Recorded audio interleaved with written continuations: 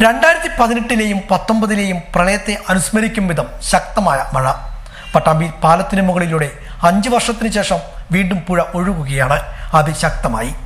കഴിഞ്ഞ ദിവസം തുടങ്ങിയ മഴ പ്രളയക്കാഴ്ചകൾക്ക് സമാനമായി മാറിക്കൊണ്ടിരിക്കുകയാണ്. 5 വർഷത്തിനു ശേഷം പട്ടാമ്പി പാലത്തിന് മുകളിലൂടെ പുഴ ഒഴുകുകയാണ്. അതിശക്തമായി. കഴിഞ്ഞ ദിവസം രാവിലെ മുതൽ ശാന്തമായി ഒഴുകിയിരുന്ന ഭാരതപ്പുഴയാണ് മണിക്കൂറുകൾ പിന്നിട്ടപ്പോൾ രൗദ്രഭാവം പ്രാപിച്ചത്.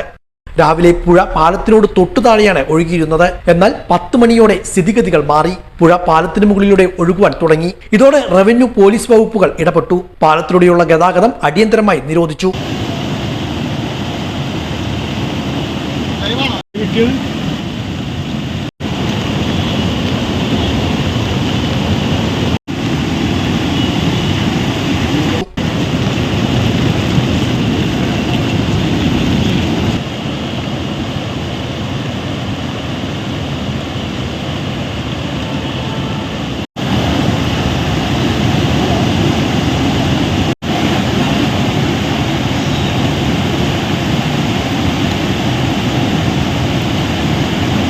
പട്ടാമ്പി ഗുരുവായൂർ പാതയിലൂടെയുള്ള വാഹനങ്ങൾ മറ്റു വഴികളിലൂടെ തിരിച്ചുവിട്ടു.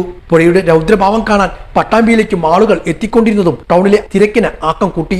പട്ടാമ്പി പടിഞ്ഞാറേമഠം ശ്രീ ഗുരുവായൂർ ക്ഷേത്രത്തിലേക്കും വെള്ളം കയറി. ക്ഷേത്രം രാവിലെ തന്നെ അടച്ചു. മഴ തുടർന്നാൽ സ്ഥിതിഗതികൾ നിയന്ത്രണാതീതമായി മാറുമെന്നാണ് അധികൃതർ നൽകുന്ന സൂചന. പട്ടാമ്പി നമ്പ്രം പ്രദേശം ഉൾപ്പെടെ വെള്ളത്തിനടിയിലാണ്. പല പ്രദേശങ്ങളും ഒറ്റപ്പെട്ടു. ഭാരതപ്പുഴയോര വാസികൾക്ക് ജാഗ്രതാ നിർദ്ദേശം നൽകി കഴിഞ്ഞു. പലരെയും മാറ്റിപ്പാർപ്പിക്കുന്ന പ്രവൃത്തികളും ആരംഭിച്ചിട്ടുണ്ട്.